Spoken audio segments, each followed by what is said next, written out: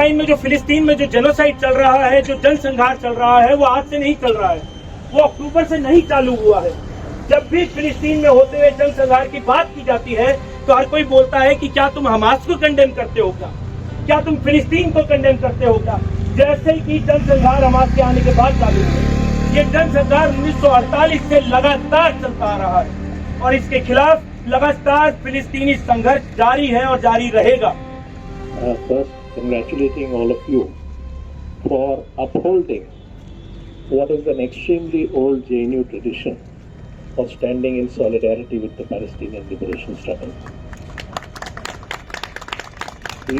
दोस्तों, मुल्कों के इलाके छोटे बड़े हो सकते हैं, उनकी आबादी छोटी बड़ी हो सकती है, लेकिन उनकी अस्मिता छोटी बड़ी नहीं। That the world powers are struggling to quell Gaza. Not Gaza to defend itself. But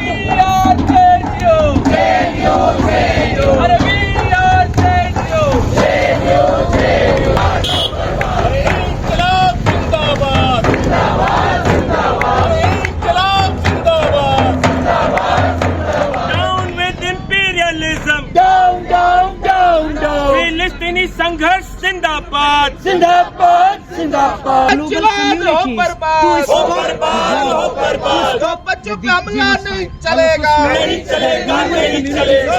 Palestinian struggle for national determination, long live, long live, long live, student workers unity for Palestine, long live, long live, long live। जिंदाबाद जिंदाबाद जिंदाबाद। बहुत बहुत बहुत बहुत शुक्रिया साथियों यहाँ आने के लिए। आप सबको बहुत अच्छे से मालूम है कि हम किस मुद्दे पे किस कारण यहाँ हमें आए हैं, किस कारण से हम सड़कों पर उतरे हैं और अपना एक विरोध प्रदर्शन अपना कर रहे हैं। जो पैलेस्टाइन में जो फिलिस्तीन में जो जेनोसाइड चल रहा है, जो जनसंहार चल रहा है, वो आज से नहीं चल रहा है, वो अक्टूबर से नहीं चालू हुआ है। जब भी फिलिस्तीन में होते हुए जनसंहार की बात की जाती है तो हर कोई बोलता है कि क्या तुम हमास को कंडेम करते हो क्या तुम फिलिस्तीन को कंडेम करते हो क्या। जैसे कि जनसंहार हमास के आने के बाद चालू हुआ, ये जनसंहार 1948 से लगातार चलता आ रहा है और इसके खिलाफ लगातार फिलिस्तीनी संघर्ष जारी है और जारी रहेगा। एक और बात कि हम यहाँ ये प्रोटेस्ट क्यों कर रहे हैं। जब इस प्रोटेस्ट का कॉल दिया जा रहा था, जब लोगों से बात की जा रही थी, तो कुछ दोस्तों का मैसेज आया कि भाई तुम्हारे प्रोटेस्ट करने से क्या ये रुक जाएगा क्या। मगर वो लोग ये नहीं जानते कि स्टूडेंट यूनिटी शायद कोर्स ऑफ हिस्ट्री तो नहीं बदल पाए, लेकिन उस हिस्ट्री को बहुत बहुत बहुत इन्फ्लुएंस जरूर कर सकती है और हम वो इन्फ्लुएंस करेंगे, हम वो इन्फ्लुएंस अपना दिखाएंगे। साथियों, अमेरिकी यूनिवर्सिटीज में आपने लगातार देखा होगा कैसे university of Columbia, UCLA, Yale universities बिल्कुल ठप हो चुकी है। कैसे छात्र सड़कों पे उतरे हैं, अपने यूनिवर्सिटी के अंदर एनकैंपमेंट्स बनाए हैं और अपना विरोध प्रदर्शन कर रहे हैं। JNU इसमें पीछे नहीं रहेगा, JNU इसमें आगे आएगा और ये संघर्ष को भारत की सड़कों पे भी लेके आएगा। इस संघर्ष ये जो प्रोटेस्ट है, इसका एक और ये फिलिस्तीनियों के साथ तो सॉलिडारिटी दिखा ही रहा है। ये जो प्रोटेस्ट है ये सॉलिडारिटी दिखा रहा है, जो लोग सॉलिडारिटी दिखा रहे हैं फिलिस्तीन के साथ। ये प्रोटेस्ट अमेरिकी उन स्टूडेंट्स, एशिया के उन स्टूडेंट्स के साथ है जो स्टूडेंट्स इस जेनोसाइड के खिलाफ लगातार खड़े हैं। इंडियन यूनिवर्सिटी के अंदर भी, यूनिवर्सिटी ऑफ हैदराबाद के अंदर भी ऐसा ही एक प्रोटेस्ट ऑर्गेनाइज किया गया, लेकिन वहां की एडमिनिस्ट्रेशन ने क्या किया। आप क्या सोचते हैं कि एक डेमोक्रेटिक कंट्री के अंदर, एक लोकतांत्रिक कंट्री के अंदर जनसंहार के खिलाफ अगर कोई प्रोटेस्ट करता है तो उसके साथ क्या होना चाहिए। उसकी वाहवाही होनी चाहिए, सड़कों पे लोगों को समर्थन में उतरना चाहिए। मगर हुआ क्या, यूनिवर्सिटी ऑफ हैदराबाद ने 1,000 रुपए का सब पर फाइन लगा दिया। DU ने क्या किया, दिल्ली यूनिवर्सिटी ने क्या किया, दिल्ली यूनिवर्सिटी ने वो सब प्रोग्राम्स ही कैंसिल कर दिए जो प्रोग्राम फिलिस्तीन की पोइट्री पढ़ने के लिए। अब पोइट्री पढ़ना भी साथियों क्राइम हो चुका है। ये प्रोटेस्ट, ये जो हम सड़कों पे उतरे हैं, ये हम अपने प्रोटेस्ट करने के राइट को बचाने के लिए उतरे हैं। हम अपना freedom of speech and expression को बचाने के लिए उतरे हैं। हम उतरे हैं इनजस्टिस के खिलाफ, प्रोटेस्ट करने की उस ताकत को, उस जज्बे को जिंदा रखने के लिए स्टूडेंट्स के बीच में। साथियों, जैसा कि अब सबको मालूम है कि ये जो जनसंहार है ये आज चालू नहीं हुआ, ये बहुत पहले से चल रहा है। 1980 के अंदर ऐसे ही जब जनसंहार हो रहा था, ऐसे ही जब फिलिस्तीनियों को लगातार मारा जा रहा था, उस वक्त 1980 के अंदर फैज अहमद फैज ने एक बच्चे के लिए, फिलिस्तीनी बच्चे के लिए जिसके माँ बाप बहन भाई सब मर चुके हैं, उसके लिए एक लोरी लिखी थी। मैं आपको पढ़ के सुनाता हूं और उसके बाद में स्वाति जो है स्पीकर्स को इंट्रोड्यूस करेंगे। वो क्या थी?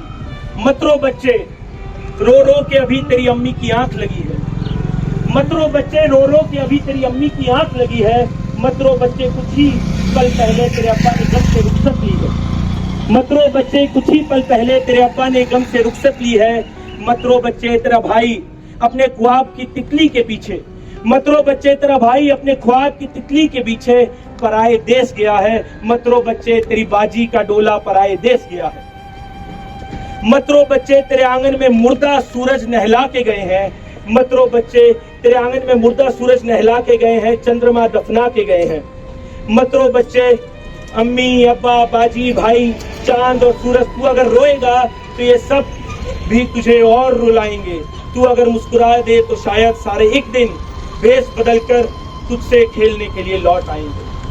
साथियों, ये गजल आज नहीं लिखी गई।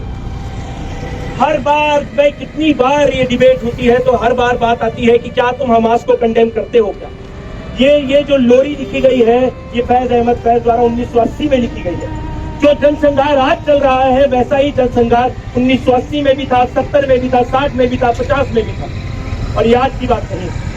और इसके ऊपर बहुत डिटेल के अंदर हमारे साथ हमारे प्रोफेसर सुराजुल मजूमदार है, वो बात करेंगे। I would request Swati to please introduce professor and then will listen. Thank you. Palestine जिंदाबाद, जिंदाबाद जिंदाबाद, पैलेस्टाइन जिंदाबाद, जिंदाबाद जिंदाबाद। We have Professor Surjit Majumdar with us. Thank you, sir, for showing solidarity with us. He's a professor of CEST JNU. He has previously served on the faculty of Ambedkar University, Delhi, Institute for Studies in Industrial Development and Hindu College, University of Delhi. Professor has taught wide range of courses over his career covering economic theory, political economy and economic development. His research has focused on the Indian corporate sector and on the impact of globalization on the Indian economy. I please invite you to. Thank you. So let me begin by first congratulating all of you for upholding what is an extremely old JNU tradition of standing in solidarity with the Palestinian liberation struggle.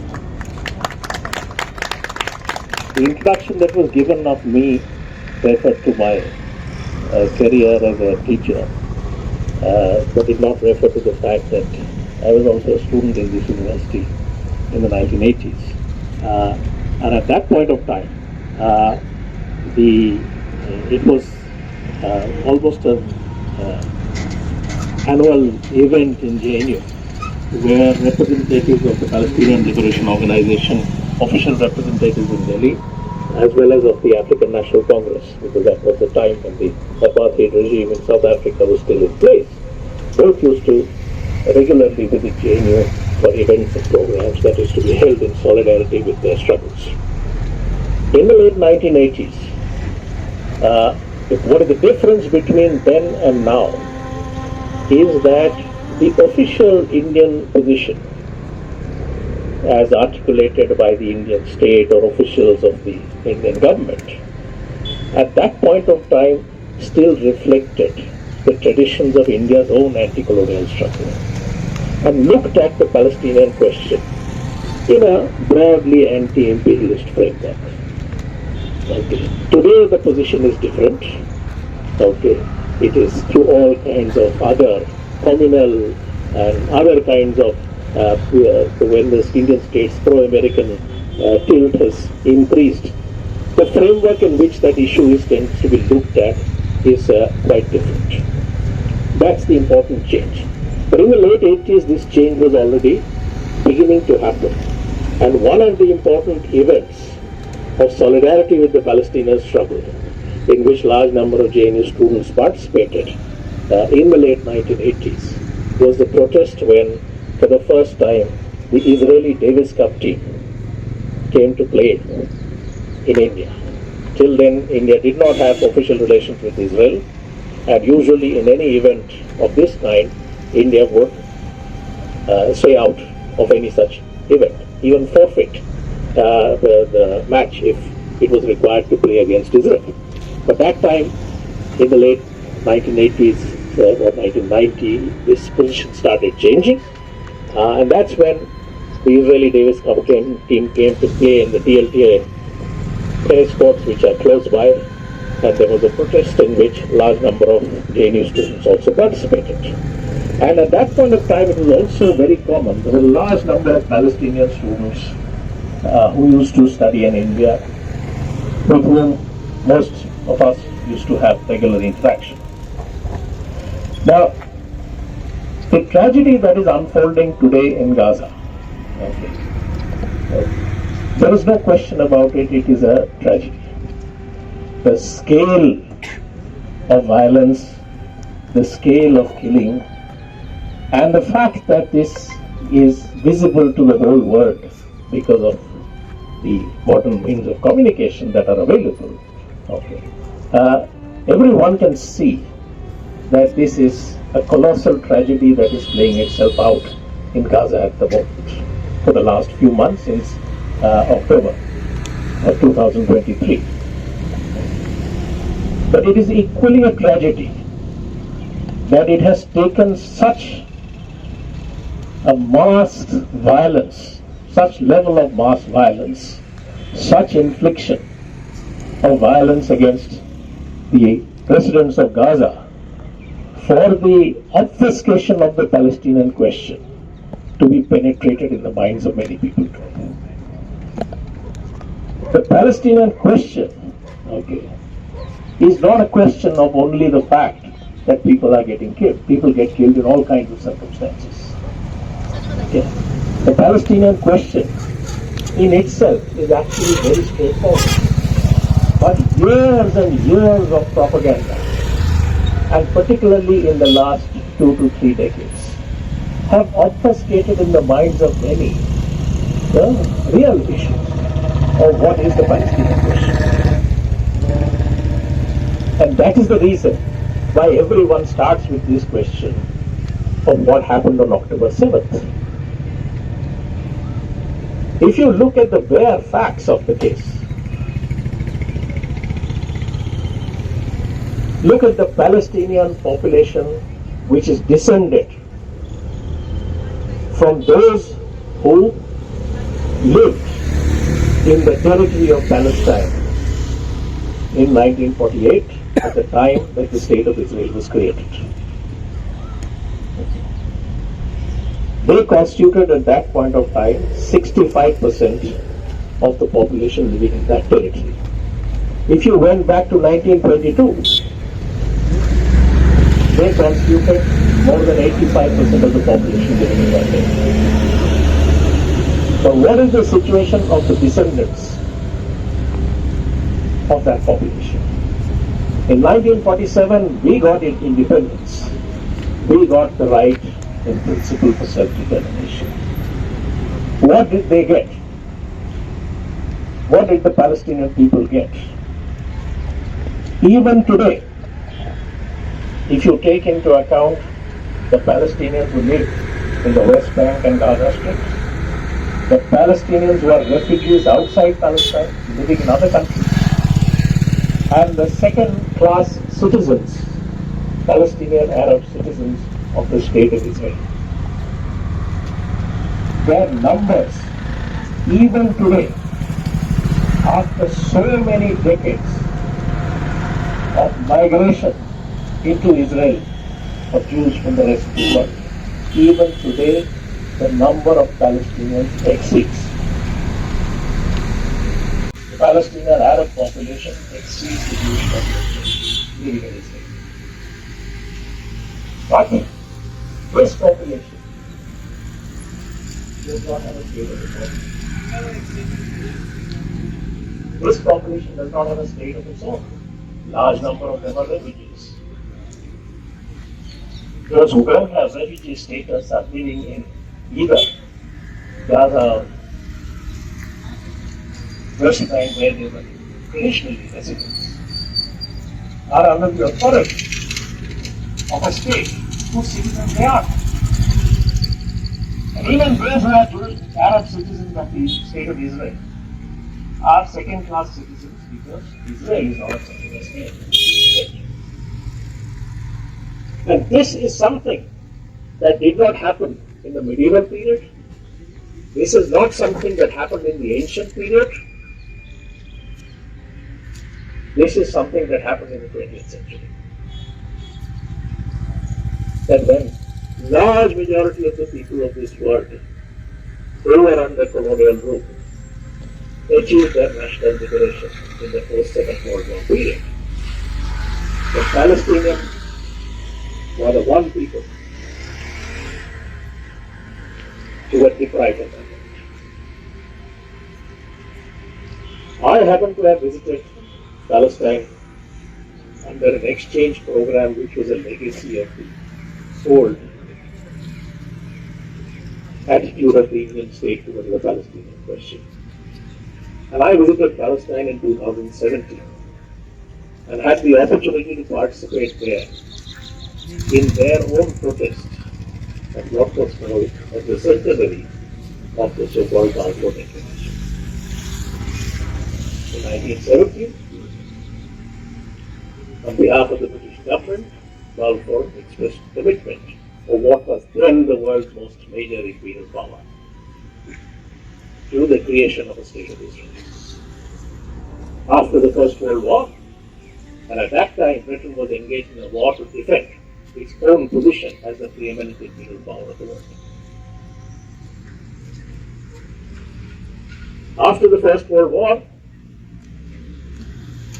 the League of Nations awarded the mandate of Palestine. It was under the British mandate till the creation of the State of Israel. It's in that period that the initial major wave of migration to Palestine of Jews from other parts of the world began. But even then, in 1948, the population of Palestine, 65% was Palestinian Arabs who had lived in that lump of land for centuries.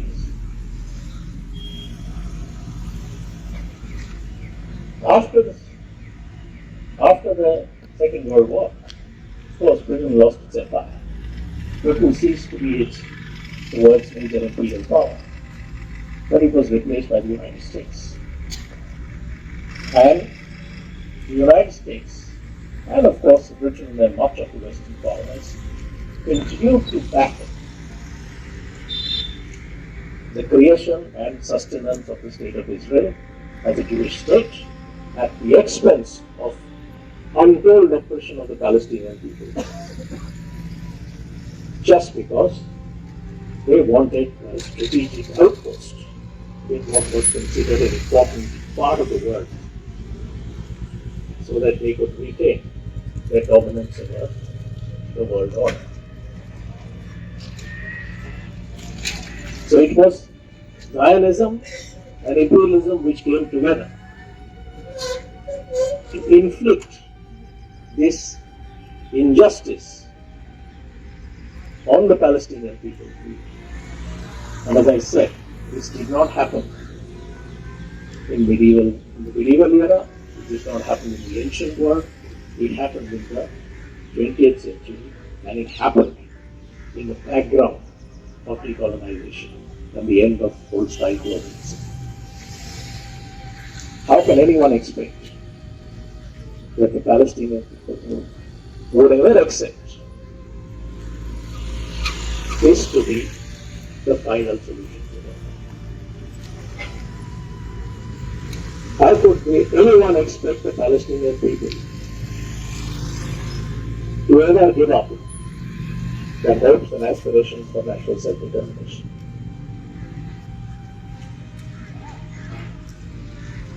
It is the tragedy of the world order that this injustice has continued for so long and still continues. And we can see it, the hypocrisy of the Western powers, the hypocrisy of the Western nations on issues of humanitarianism, human rights, democracy stands exposed. But this exposure may have become visible today to many people, but this has been a fact for decades. Well, I said, the obfuscation of the reality of the Palestinian question is what allows so many people to be now, has allowed so many people for so long to be doubtful about what their stand or position should be on the question. Whether they want to support this or that group or not, or to reduce it to the question of Hamas and its own ideology. But when the Indian national liberation struggle happened, in that struggle there were all kinds of ideologies, some of whom we may not even accept. Did that ever become relevant to the question of whether India should be free of Kashmir or not? Why should these questions at all be free? And Hamas came into existence only in 1987. The Palestinian question long predates that. Long predates that. So the reduction of this question to looking at it through the prism of religion, through the prism of terrorism, is only the modern way of obfuscating it. The earlier way was the references to the Holocaust. The Palestinians were not responsible for the tragedy of the Holocaust. Those who let the Holocaust happen are also the ones who let the Palestinians happen. They are the chief actors in that process. No one in Europe paid reparations for what happened in the Holocaust. So just ask yourself this question. Would the German nation be willing to accept if their own people were to be displaced to create a Jewish state because of what their ancestors did to the Jews? But they say right of Israel to exist and defend itself, they choose all the communities, inflict this vast scale of violence and genocide on the people of Gaza.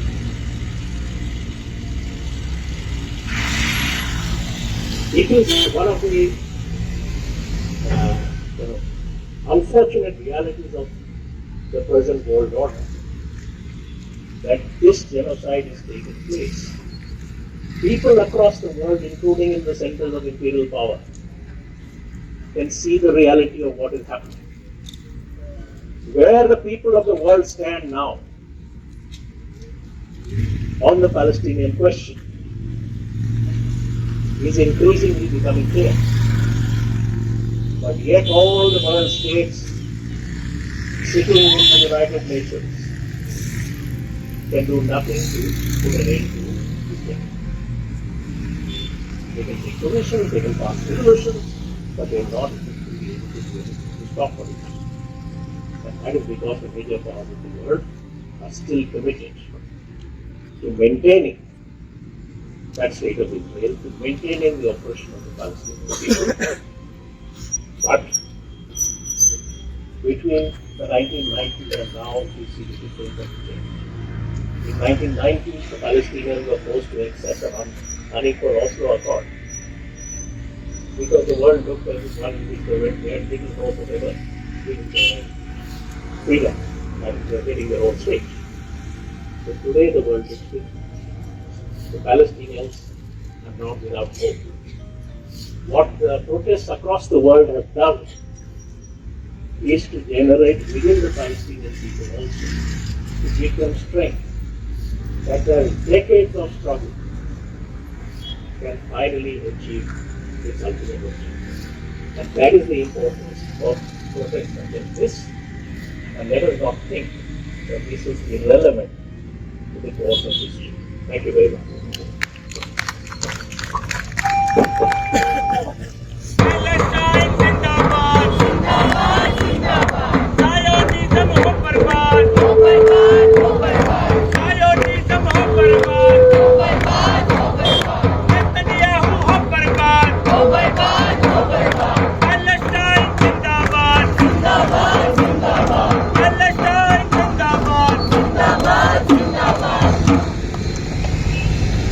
Thank you, sir, for elaborating and sharing the context and also asking the right questions to the powerful governments and for also reinforcing the spirit of JNU that stands for dissenting and for fighting against injustice. I would like to now call Professor A.K. Ramakrishnan, who is a professor and former chairperson of the Center for West Asian Studies, School of SIS JNU. He has also been director of the Human Rights Studies program at JNU. He was Erasmus visiting professor at University Pompeu Fabra, Barcelona of Spain, and Cornell University, Technical University. Areas of his interest include West Asian studies, theories of international relations, gender, and post-colonialism. I would like to invite you to share a few words.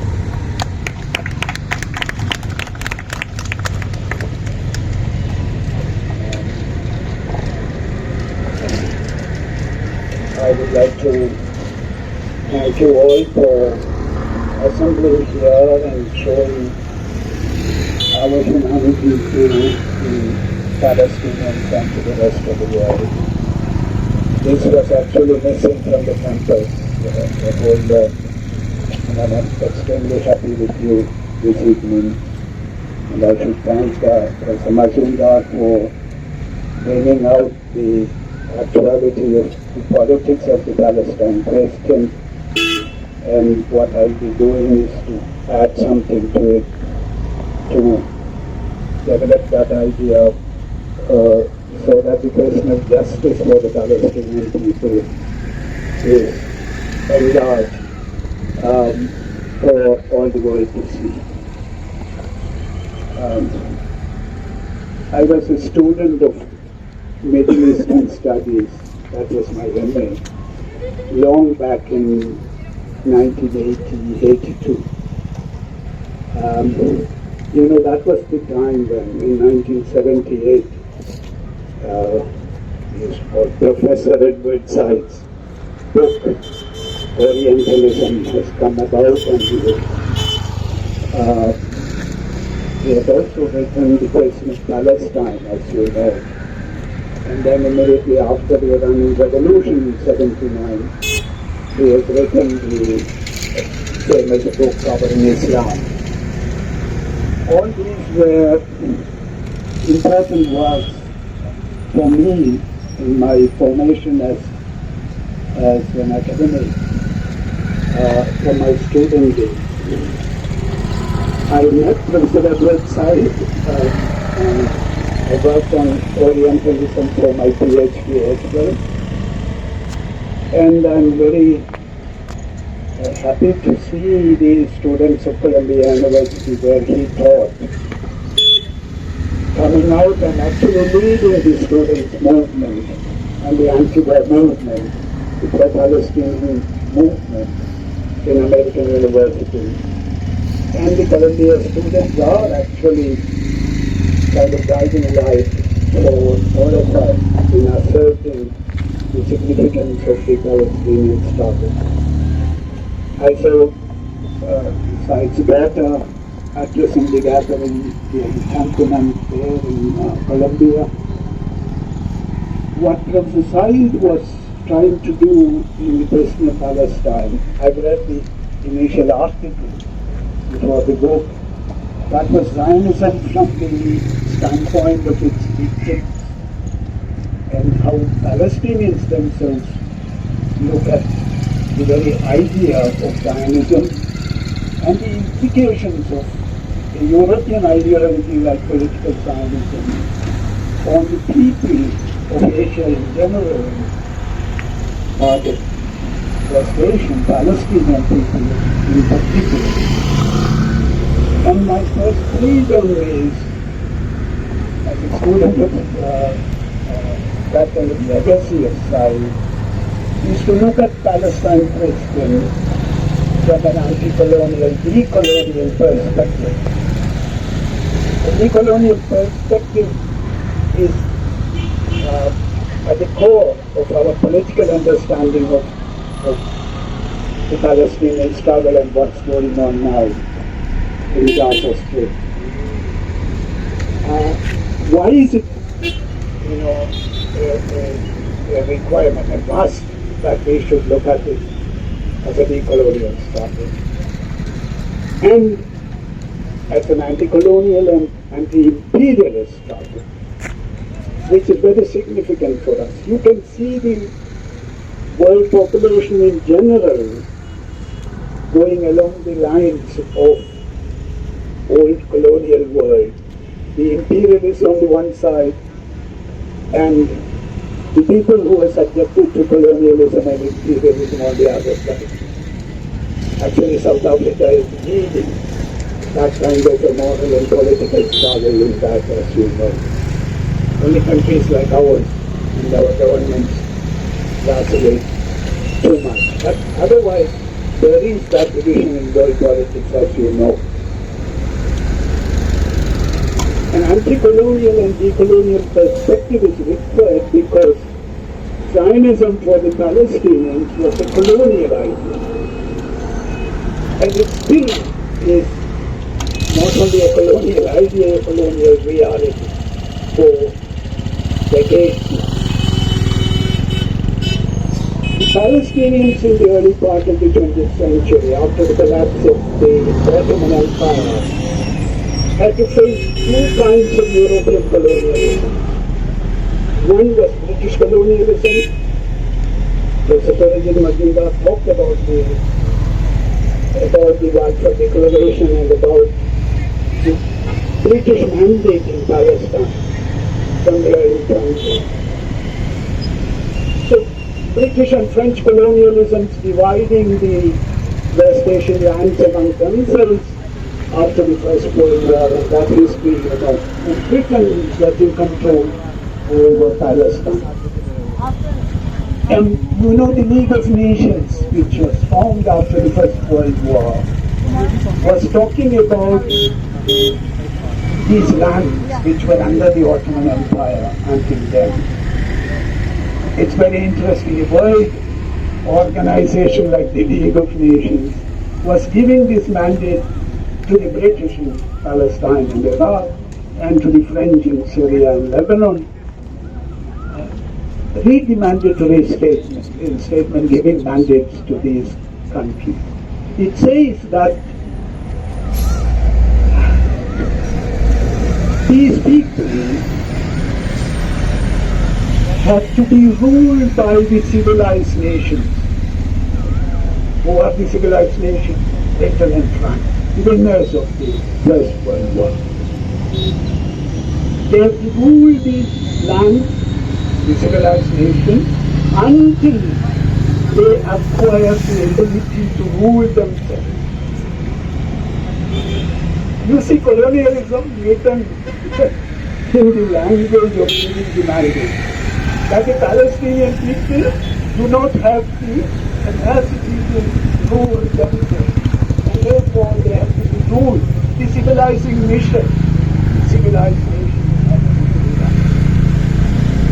And that kind of colonial language is written large on all kinds of policies that we do.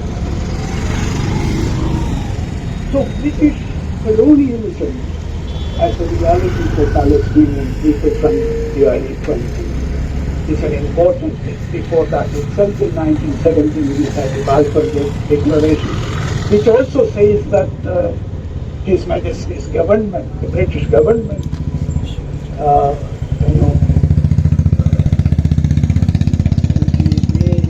view establishment in Palestine of a Jewish national home. And nothing being done to the actually existing people, etc.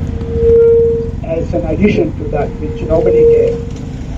What was important was the support by the most powerful imperialist country of that time to the establishment of a state. By whom? By Jews, it says. Jews of Palestine, who were there for centuries as being the birthplace of Judaism, were Jews from the Arab lands, from Iraq, from Egypt, from Morocco, Algeria, other places. No. They are not even considered Jews. They have to be civilized. The Jews are Jews from Europe. The Ashkenazi white Jews from Europe.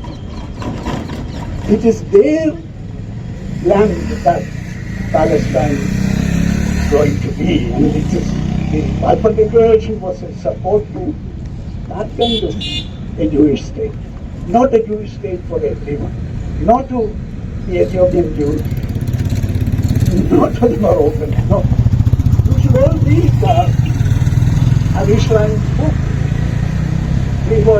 his own autobiography, the story of an Arab Jew.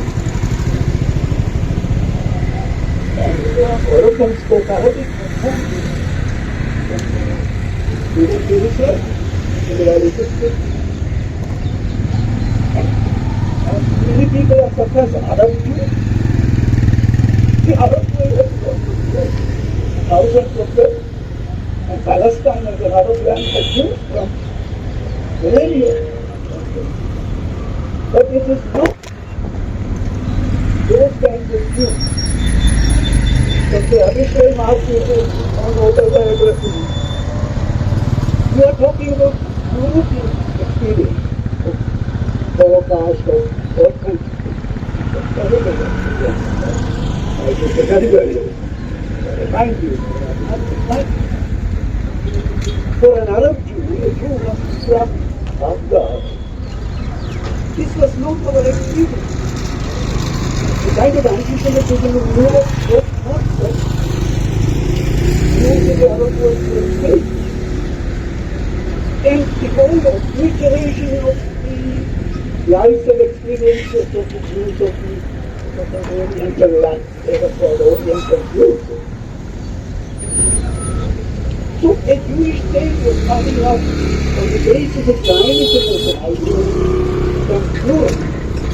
So Zionism was the other colonial idea that was coming from Europe. It was colonialism on the one hand, and Zionism was a colonial European idea because it had already the assumption that the people in general and the Jews in particular of these lands are not civilized people and they have to be civilized.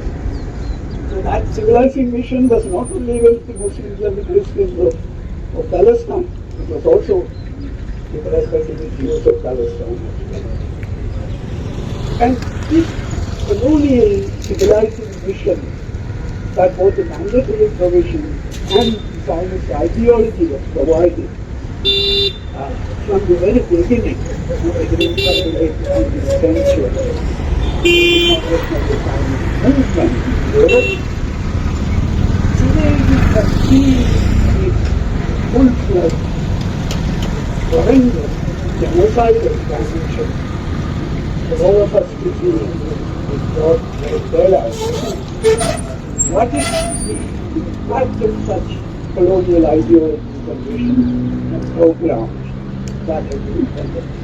And therefore, the decolonial vision, therefore, is very, very significant in order to understand that vision. If you look at the formation of the World Zionist Organization in the late 19th century in Europe, if you read the minutes of the 1890-71 World Zionist Congress meeting at Basel in Switzerland, actually the first meeting place was not Basel, not in Switzerland. It was scheduled to happen in one of the German cities. And the Jews there did not allow them to meet there. It was not in our name, they said. The Jews of Germany said, just go. So they have to go to places to organize this rehearsal and this trend. And if you read the minutes, you will see one of the decisions of the meeting was the colonization of Palestine. It's not exactly what happened.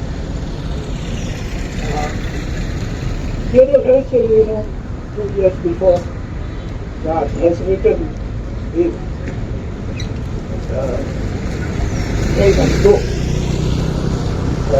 where you can start Jewish state. I would urge you to read it, to see how colonial Israel is now. So he was contemplating about the possibility of a Jewish state. You should remember, 19th century was a time of European nationalism, that kind of unitary nationalism based on a particular religion and a language and things like that. And Zionism was showing all the characters of European nationalism in the 19th century. And Theodore Herzl wrote in his book, Argentine or Palestine? And that we should establish a Jewish state in Argentina or in Palestine. In the World Zionist Congress meeting, they were also discussing about Uganda, parts of Africa.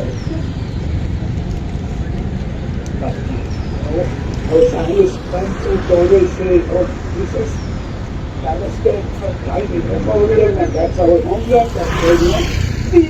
The founder of World Zionist movement did not say that. It was all conditional. He was talking about Argentina. He said there is enough land in Argentina. And you can put a small state there. There's possibility of migration. There's only a small state there. Already confused anywhere that there are no substances. These are minor problems. And what about Palestine? Discussion on that. Yes, he says that we should contact the Ottoman Emperor and negotiate. We can offer to platform all the rights of the Ottoman Emperor. If the Emperor gives permission to establish a Jewish state in Palestine, because Palestine was under the Ottoman Empire. Not talk about Jewish schools of that. But the colonial time, once the 1892 the treaty was over, colonization of Palestine was in the agenda, and then finally collectively family was organized, and then there is 15 years of time where it says we should have a Jewish state in Palestine.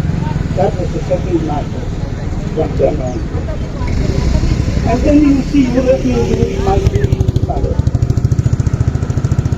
And some of the Jewish intellectuals, some Marxists like Shlomo Avineri, were saying that the European migration to Palestine was a historically progressive one. Why? Because from a capitalist mode of production, you are now willingly going into an Asiatic mode of production and transforming it into a progressive one. The typical Zionist one. And you know, Professor Avineri lived in this time. He lived in 2030, something like that. But there were other monks, and as a student, I was reading Francis Robinson, the French Jewish Marxist thinker, whose parents were killed in Auschwitz. And he was writing immediately after the 1967 war that Israel is a colonial settler state. This Marxist analysis was how the colonial settler state, not capitalist development in Palestine, but actual colonial abstraction of resources and labor of the people and pauperization of the Palestinians. They themselves were becoming refugees of the establishment of the state of Israel. When this French writing, it was published as a long article in the journal that Simone de Beauvoir and Sartre and others were publishing in, and then as a book. When the English version of it came, there is a question mark. Israel, a colonial settler state.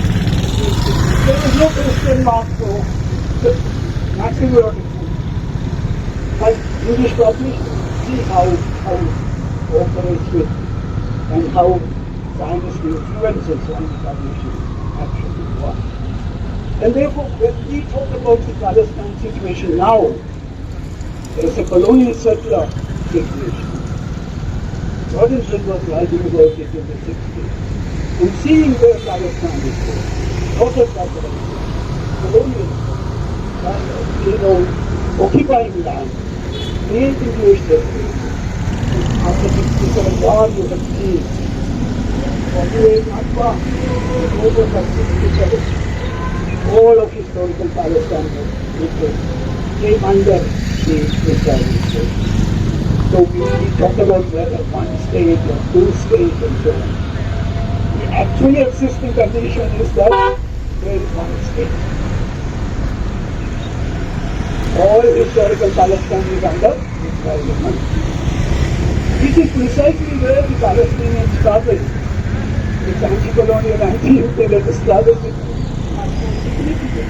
That was the liberation from the occupiers, from the settler colonial struggle.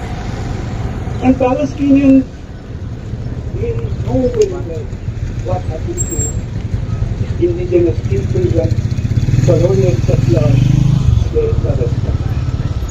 In the United States, in Canada, in Australia, in New Zealand, in South Africa, everywhere where colonial settlers states came into being, the indigenous population is totally decimated. The importance of Palestinian struggle for all of time is that they refuse to be obliterated. They stand on their own. And we should stand with them and don't allow the indigenous people of Palestine to be obliterated. And a killing thousand, that's what's going on now, 25,000 or more. But the Palestinians stood against all odds to raise their voices, and they are still raising that voice.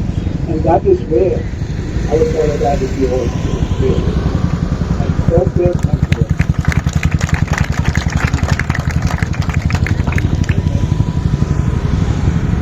Thank you, Professor Ramakrishna. You ended at a very, very important note. And Surajit, for sharing his experience,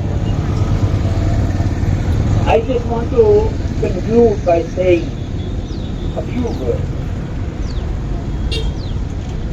I have one grudge against many of my comrades, many of my colleagues, many of my friends, that we often are too much in awe of the authority.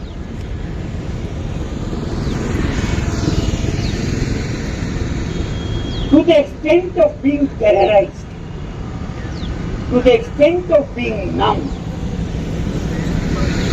to the extent of being practical, to wait for a better time to come when we will give voice to what we feel. Had the Palestinians thought likewise, we would not be standing here.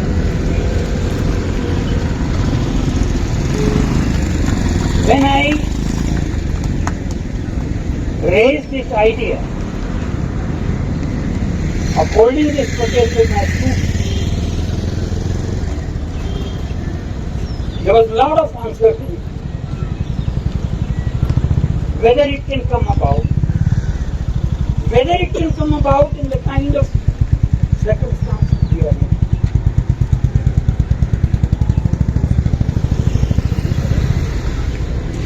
But I told them, look here, how big is weather? What is its size? How many people? And how long has it been that the world powers are struggling to quell Gaza? Not Gaza to defend itself, but the world powers are being made to bite dust in Gaza. Precisely because, as Professor Ramakrishna said, they refuse to give up. They refuse to let go of their national aspirations, of their rights, of their dignity, just as is the dignity of anyone here in India, in the US, in Britain, maybe Germany, South Africa, or where.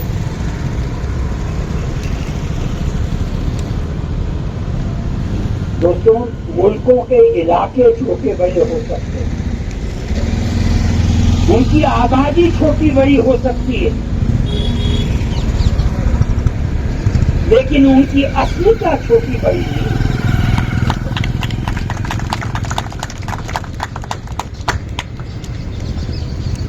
कि America दुनिया का गुंडा है, इसलिए उसके सामने फिलिस्तीनी लोग नाच रहे।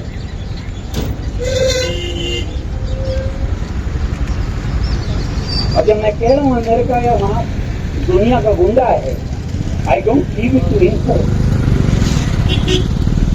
It's from the horse's mouth. Biden said in one of the speeches, if Israel was not there in the Middle East, then mind you, we will have to create one to take care of our national interests. This is what Biden said. The question is not of Islam or Judaism or Christianity. The land of Palestine is the cradle of all things. The question is, as very correctly profiled by Prabhuji and Professor Ramakrishna, the question is the science and the imperialist design. Mind you, two of the biggest teachers of the working class whom we revere were Marx and Engels, both were Jews. And Marxism was at one point called a Jewish conspiracy.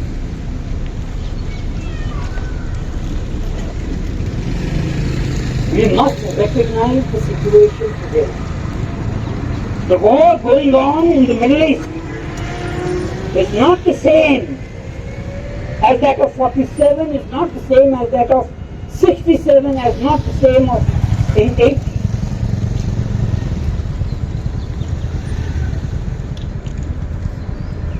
In the earlier wars,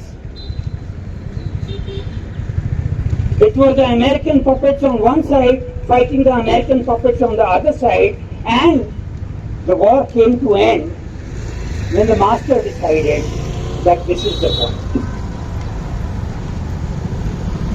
In today's war,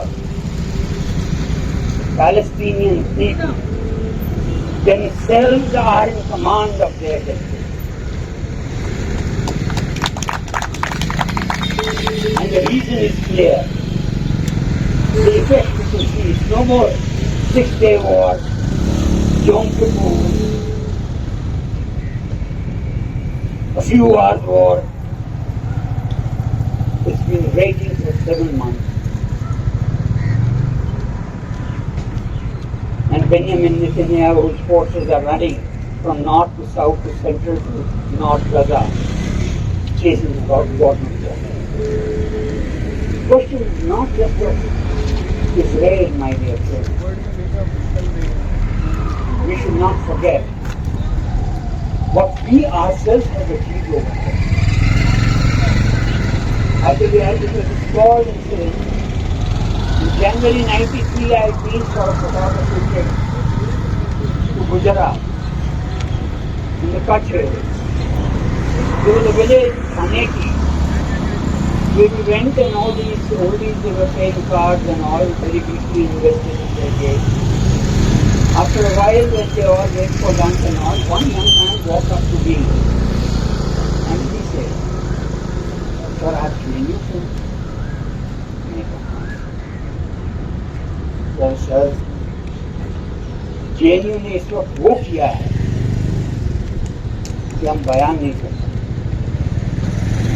हमारा opposition तो मरा पड़ा है और JNU ने opposition का काम। What is JNU? A university of 7,000-8,000. Of course, we know there is other kind of propaganda which tends to overwhelm us. But let us not be overwhelmed. Let us seek the sources to be overwhelmed by the examples of bravery being set by the people in all corners of the world as they fight their oppression today.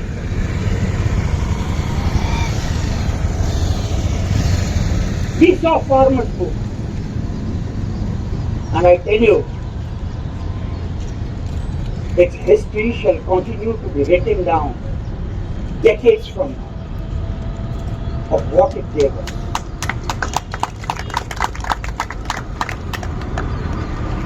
The moment results of one by-election come, people get disheartened, oh, what is farmers movement, it is nothing.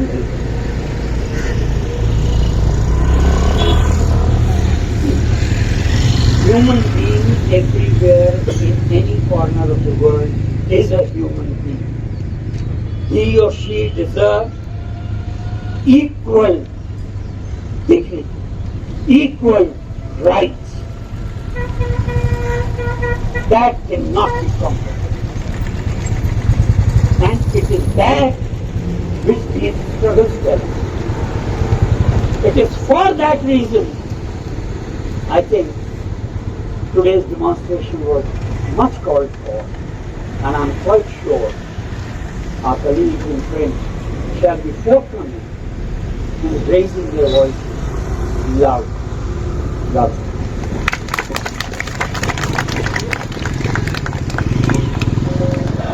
Palestine Zindabad, Zindabad, Zindabad, Zindabad, Zindabad, Zindabad, Zindabad. Zionism Zindabad, Zindabad, Zindabad, Zindabad, Zindabad, Zindabad, Zindabad. Free, free Palestine! Free, free Palestine! Free, free Palestine! Free, free Palestine! Palestine will be free.